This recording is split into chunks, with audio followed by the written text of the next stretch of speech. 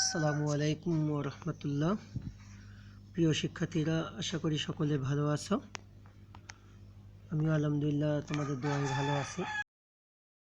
তো আজকের আমাদের উপরের ছবিগুলো দেখেই বুঝতে পারছো যে আমরা কি আলোচনা করতে যাচ্ছি। আজ থেকে আমরা বেশ কয়েকদিন যাবৎ আমরা জ্যামিতি নিয়ে আলোচনা করব। আমরা জ্যামিতির কিছু ইনস্ট্রুমেন্ট এখানে দেখতে পাচ্ছি। এগুলো দেখেই তোমরা নিশ্চয়ই ধরে ফেলেছো প্রথমেই যে আমরা জ্যামিতি আলোচনা করতে যাচ্ছি। তো তারই প্রেক্ষাপটে আমরা চ্যাপ্টার 8-এ চলে যাব, যেখানে আমাদের প্যারালাল স্ট্রেট লাইন নিয়ে আলোচনা করা হচ্ছে। প্যারালাল স্ট্রেট লাইন মিন্স সমান্তরাল রেখা, সমান্তরাল সরলরেখা। প্যারালাল মানে সমান্তরাল, আর স্ট্রেট লাইন অর্থ সমান্তরাল সরলরেখা। এটা আমি এই ফাইলটিতে বাংলা ভার্সনের পেজের সাথে সাথে ইংরেজি ভার্সনের পেজও জয়েন করে দিয়েছি, যাতে তোমাদের বুঝতে খুবই সুবিধা হয়। তো আমরা এখান থেকে সামনের দিকে আগাই। বলছে some of the things we see or use in our everyday life are rectangular or circular. I think you are understanding it. The rooms we live in, doors and windows, chair, table, books, etc. are the rectangular shape. If we can consider the opposite edge of this object as straight lines, they are parallel. তার মানে এটা বোঝাতে আমরা প্রত্যেকটা জিনিসের যদি opposite সাইডটা ধনাত্মক হোক আর বর্গক্ষেত্রের অপোজিট সাইডটা দেখি, তাহলে দুইটা সমান্তরাল সরলরেখা আমরা পাব। তো সেক্ষেত্রে আমরা পরবর্তী ধাপে চলে যাব 8.1 geometrical argument method.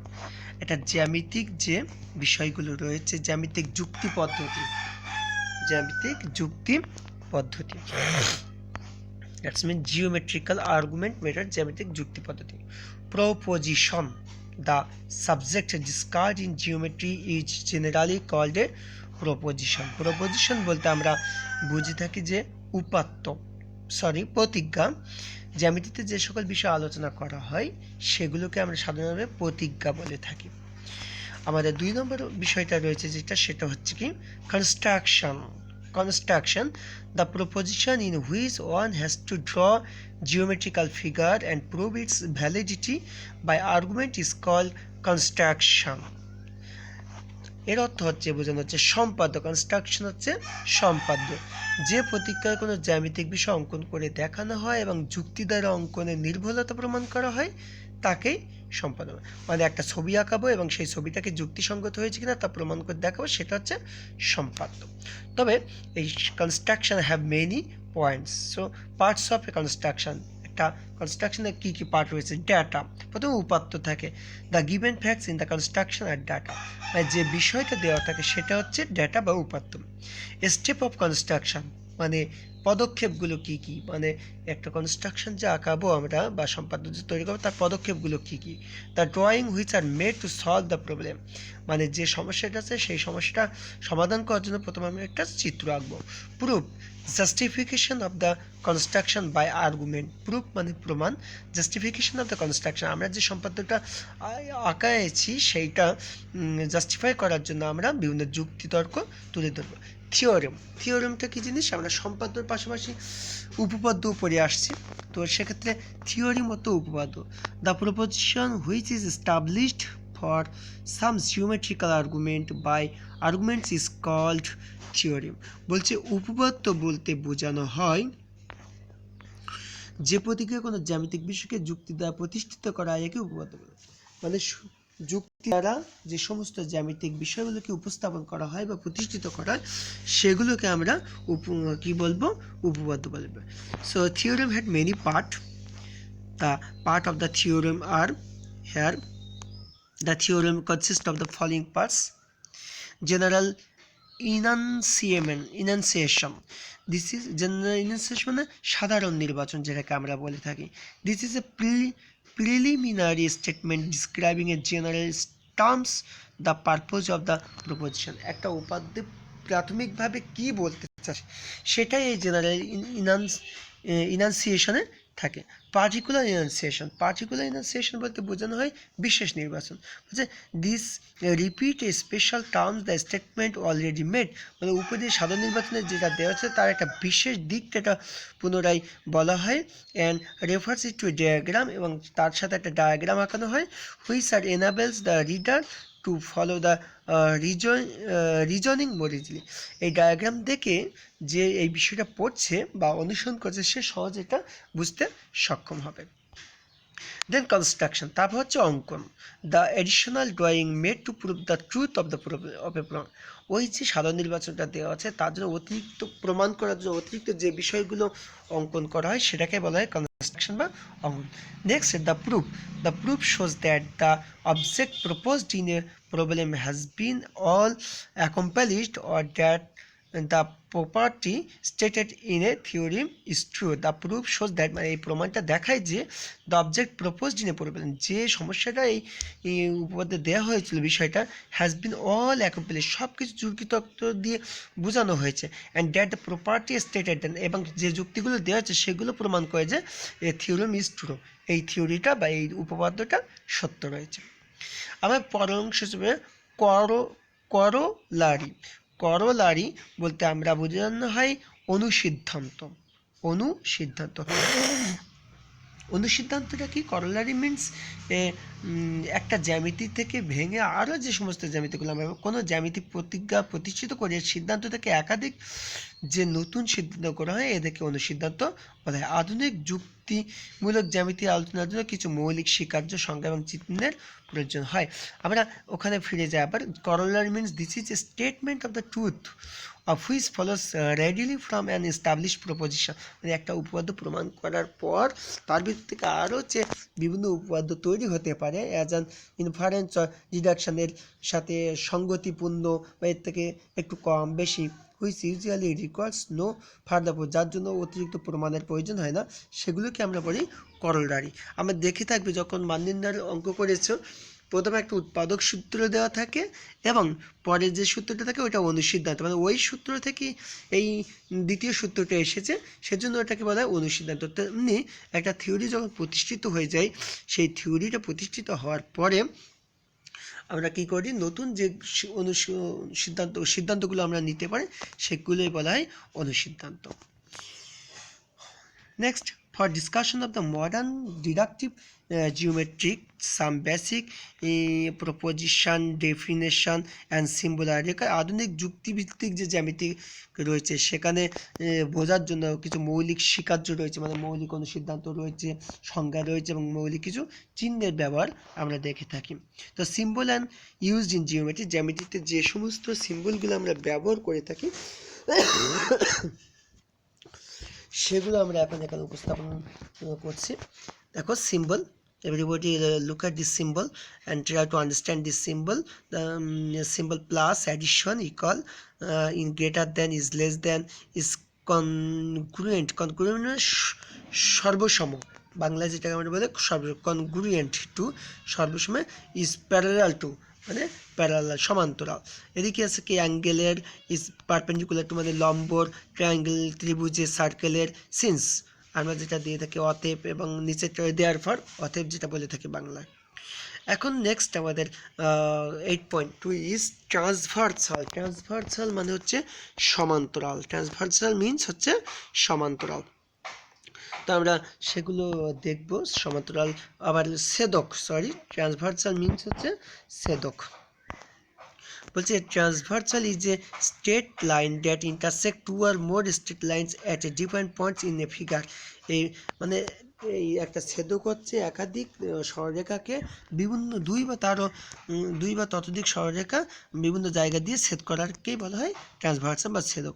In figure A B and CD, AB এবং সিডিতে আমরা দেখতে পাচ্ছি are main any two straight lines, যে কোনো দুইটা line, and the straight line L M, আরও একটা স্ট্রেট লাইন হচ্ছে L M, intersect them P and Q respectively. চাষ ওই এল এম রেখা এবি এবং সিডিকে যথাক্রমে আমরা দেখতে পাচ্ছি, একটা হচ্ছে পি বিন্দুতে ছেদ করেছে আর একটা কিউ বিন্দুতে ছেদ করেছে। The line LM is a transversal of the line AB and CD। তাই আমরা বলতে পারি LM বাহুটা হচ্ছে AB এবং CD বাহুর ছেদক। The transversal has made 8 angles with lines AB and CD which are denoted A কোণ, B কোণ, C কোণ, মানে 1 2 3 4 8টা কোণে এখানে দেখা উপস্থাপন করা হয়েছে। তোমরা দেখতে পারো যে 1 2 3 4 5 6 7 8, এই 8টা কোণ এই যে LM বাহু এবং AB এবং CD বাহুকে যে ছেদ করলে এর ফলে আমরা 8টা কোণ উৎপন্ন করতে পারছি। The angle may be classified as internal and external or corresponding and alternative. মানে এই কোণগুলোকে আমরা বিভিন্নভাবে নাম করতে পারি। তার ভিতর আমরা বলতে পারি কি, এই কোণগুলোকে আমরা বলতে পারি অন্তস্থ কোণ, বহিস্থ কোণ, অনুরূপ কোণ, একান্ত কোণ। এই 4টা শ্রেণীতে আমরা ভাগ করতে পারি। তাই কোণগুলো আমরা কয়টা ভাগে ভাগ করতে পারি? যখন একটা রেখা 2টা রেখাকে ছেদ করে তখন এই যে কোণগুলো উৎপন্ন হয় সেগুলোকে আমরা 4টা ভাগে ভাগ করতে পারি: ইন্টারনাল, অন্তস্থ কোণ, এক্সটার্নাল, বহিস্থ কোণ, করেসপন্ডিং, অনুরূপ কোণ অ্যান্ড অল্টারনেটিভ, একান্তর কোণ। তো এই কোণ আমরা এখান থেকে দেখতে পেলাম যে 2টা রেখাকে যখন একটা রেখা ছেদ করে তখন আমরা একাধিক কোণ উৎপন্ন হতে দেখতে পাই। বিশেষ করে 4 ধরনের কোণ উৎপন্ন হয়। সেগুলো আমরা কি কি কোণ উৎপন্ন হতে পারে সেগুলো আমরা এখানে দেখতে পেলাম। তো আমরা কিভাবে বুঝবো কোনটি অন্তস্থ কোণ, কোনটি কোন কোন জোড়া অনুরূপ কোণ, কোনটি অন্তস্থ একান্তর কোণ, কোনটি বহিস্থ একান্তর কোণ, ছেদক কোণ, সেগুলো আমরা পরবর্তী পৃষ্ঠায় চলে যাবো। Internal angles. Internal angles 1 and 3, 1 number এবং 3 নাম্বার, 4 নাম্বার, 5 নাম্বার, 6 নাম্বার হচ্ছে ইন্টারনাল। আমরা ওই পেজে চলে যাই। 1 নাম্বারের সাথে অনুরূপ কোণ বলা হয়েছিল 1 3 আর 4। আমরা একটু দেখি আবারও 3 4 5 6 এগুলো হচ্ছে অন্তস্থ কোণ। 3 4 5 অন্তস্থ মানে ভিতরের দিকে কোণ। দেখো তোমরা দেখতে পাবে এখানে ভালো করে খেয়াল করলে ভিতরে অন্তস্থ কোণ মিনস হচ্ছে ভিতরের দিকের যে কোণ। দেখো এই যে 3 নাম্বার কোণ, 4 নাম্বার কোণ, 5 নাম্বার কোণ, 6 নাম্বার কোণ, এগুলো দেখো কি রেখা 2টার ভিতরে অবস্থান করছে। সেই জন্য আমাদের এই কোণগুলোকে আমরা বলবো অন্তস্থ কোণ, দ্যাটস মিন ইন্টারনাল কোণ। আমরা নেক্সট চলে যাব। ইন্টারনাল কোণের পরে আছে আমাদের এক্সটার্নাল কোণ। 1 2 7 8, 1 2 7 8 এগুলো হচ্ছে এক্সটার্নাল কোণ, external angle. External angles means হচ্ছে বহিস্থ যে কোণ, এক্সটার্নাল মানে বাহিরে। তো তোমরা দেখো বাইরের যে কোণগুলো রয়েছে সেগুলো হচ্ছে 1 2 7 8, এগুলো হচ্ছে কি বাইরের কোণ, এক্সটার্নাল কোণ মানে বহিস্থ কোণ। আমরা দেখতে পাচ্ছি সামনে আগাই।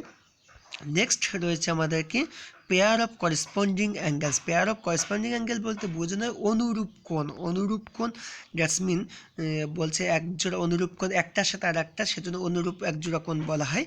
এর সাথে কোন কোনটার সাথে কোন কোনটা অনুরূপ কোণ আমরা সেটা এখন দেখতে যাচ্ছি। তো আমরা তোমরা সাথে সাথে যদি মূল বইটা সামনে রাখো তাহলে বুঝতে সুবিধা হবে। আমরা ওই চিত্রে ফিরে যাব আবার।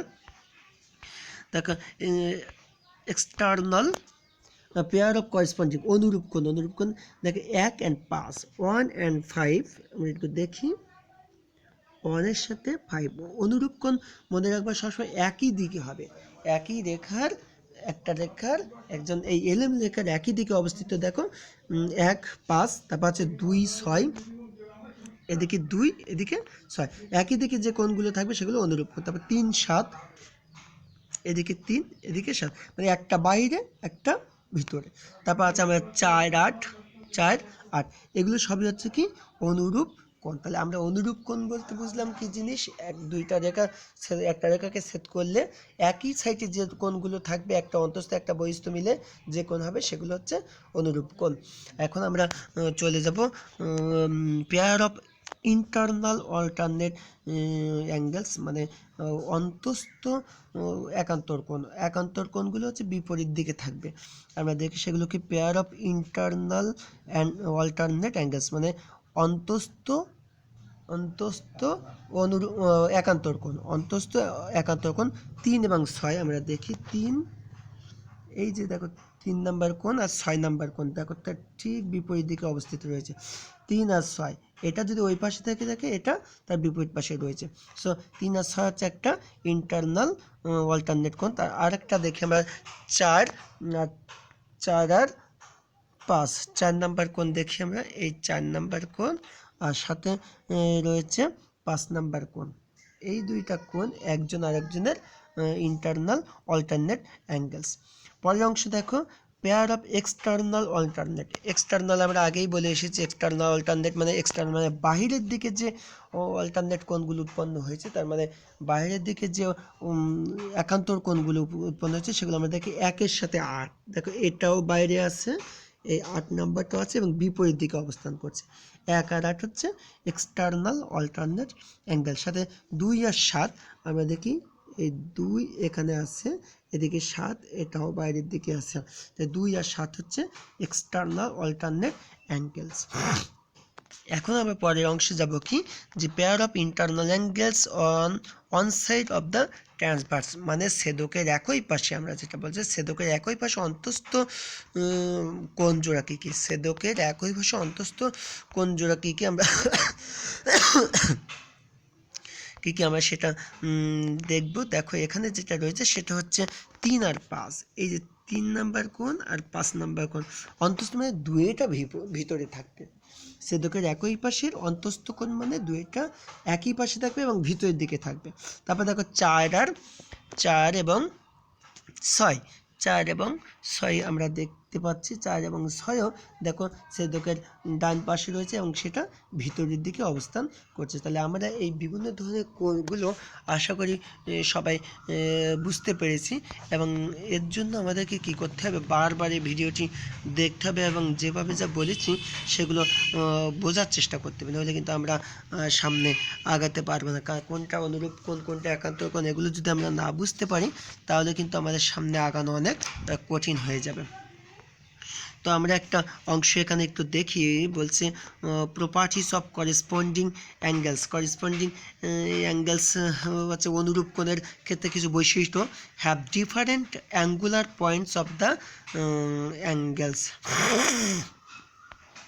একটুখানি সামনে বাংলা ভাষণে চলে যাব, একটু দেখে আসি ওখানে কী বোঝাতে চাইছে। কোণের কৌণিক বিন্দু আলাদা, ছেদকের একই পাশে অবস্থিত। হ্যাভ ডিফারেন্ট অ্যাঙ্গুলার পয়েন্টস, আলাদা ছেদকের পয়েন্ট অফ দ্য অ্যাঙ্গেলস, কোণের আলাদা পয়েন্ট থাকবে। Are on the same side of the transversal, এবং ছেদকের একই পাশে অবস্থান করবে। আমরা যেটা আগে দেখে এসেছি যে অনুরূপ কোণ ছেদকের একই পাশে থাকে এবং তাদের কোণ বিন্দুটা আলাদা আলাদা জায়গায় থাকে, মানে একটা অন্তস্থ দিকে একটা বহিস্থ দিকে। তেমনি properties of the alternate interior angles, কিছু অন্তস্থ একান্তর কোণের কিছু বৈশিষ্ট্য। Have different angular points of the angles, এর বিভিন্ন আলাদা আলাদা কৌণিক বিন্দু থাকবে। Are on the opposite sides of the transversal, অবশ্যই আমরা জানি একান্তর কোণ বিপরীত সাইডে অবস্থান করবে। Lie between the two angles, এবং অবশ্যই দুইটা রেখার মধ্যখানে অবস্থান করবে। তোমরা অ্যাক্টিভিটি 1টা দেখার চেষ্টা করবে। আমরা